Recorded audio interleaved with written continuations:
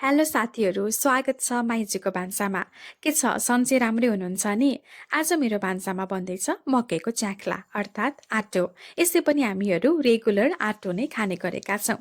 आटोलाई मैले कसौटीमा राखेर धोइ पखाली गरेर ग्यासमा बसालेको छु। एकछिन यो छड्किसकेपछि यसमा मैले अलिकति घिउ राखेर एकछिन मैले सानो ग्यास गराएर भर्सिनको लागि छोड्नेछु। अर्कोतर्फ मैले बनाउँदैछु पिडालु, बोडी र मुलाको ग्रेभी होइन। मेरो माइती गाउँबाट आएको दानावाला बोडी मैले बनाउँदैछु। आटोसँग यो सब्जी पनि एकदमै मिठो हुन्छ होइन। हामीहरू चाहिँ लगभग डेली नै आटो नै खाने गरेका छौँ र यस्तै अर्ग्यानिक तरकारीहरू चाहिँ खान मनपर्छ कि हामीलाई होइन। त्यही भएर सकेसम्म भेटाएसम्म चाहिँ यस्तै पिडालु तरुल होइन हामीले खाने गरेका छौँ।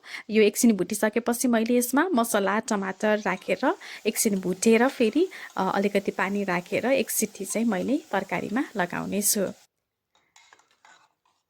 यसको यो ग्रेभी यो चिसो मौसममा खाँदा पनि तातो तातो हुन्छ, मिठो हुन्छ होइन। यसरी मेरो आटो पनि सानो ग्यासमा भर्सिँदैछ भने यता मेरो तरकारी पनि पाक्दैछ।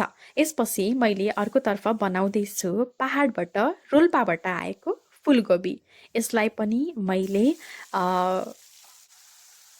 मजाले भुटेर बनाउने छु। हल्का काँचो काँचो खाने भनेर चाहिँ मैले सुरुमै मसला र टमाटर पकाएको छु। यसमा पछिबाट बल्ल मैले काउली राखेको छु। यसरी मेरो 3टा ग्यासमा खाना बन्दैछ होइन।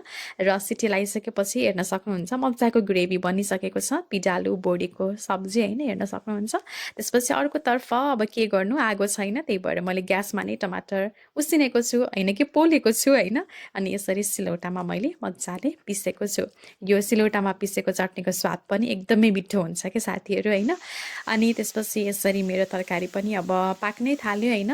हल्का काँचो काँचो खाने भनेर चाहिँ मैले यसलाई हल्का मात्र फ्राई गरेको छु। र आजको खाना मेरो रेडी भयो। दहीसँग यसरी खानेवाला छौँ हामीले। सो साथीहरू, भिडियो कस्तो लाग्यो कमेन्ट गर्न पनि नबिर्सिनुहोस् है त। र सँगसँगै फलो र सब्सक्राइब पनि गर्नुहोस् है। Thank you for watching.